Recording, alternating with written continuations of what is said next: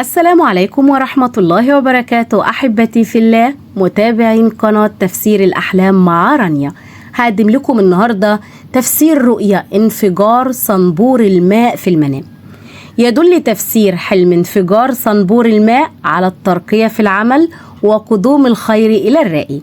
يدل حلم إصلاح الصنبور في المنام على أن الرائي يحصل على الدعم والمساندة من الأصدقاء والعائلة مما يساعدهم على تخطي أزماتهم.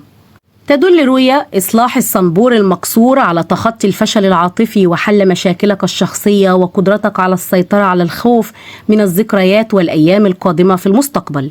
أيضا من ضمن تفسيرات انفجار صنبور الماء في المنام على أنه دلالة على عدم السيطرة على العواطف. قد يشير انفجار صنبور الماء في المنام إلى عدم القدرة على التحكم في العواطف المندفعة.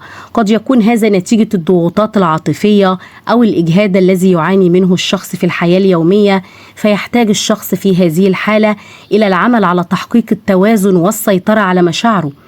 أيضا بتدل على التحرر من القيود.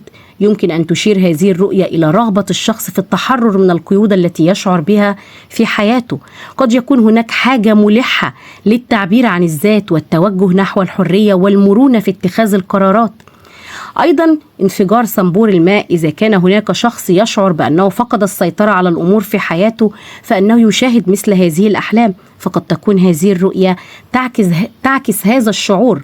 قد يشير الانفجار على الفوضى وعدم الاستقرار في الحياة. في هذه الحالة يمكن أن يكون الحلم تذكيرا بأهمية استعادة السيطرة والتوجه نحو المستقبل والاستقرار. يعني أيضا انفجار صنبور الماء إلى وجود مشاعر قوية في داخلك تحاول الخروج.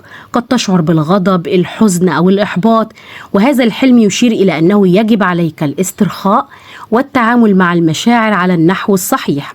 فيشير انفجار صنبور المياه إلى فرصة للثراء والنجاح. قد يكون هذا تذكيرا بأن هناك إمكانية لتحويل وضعك الحالي إلى حالة مزدهرة سواء في الجانب المالي أو في حياتك الشخصية.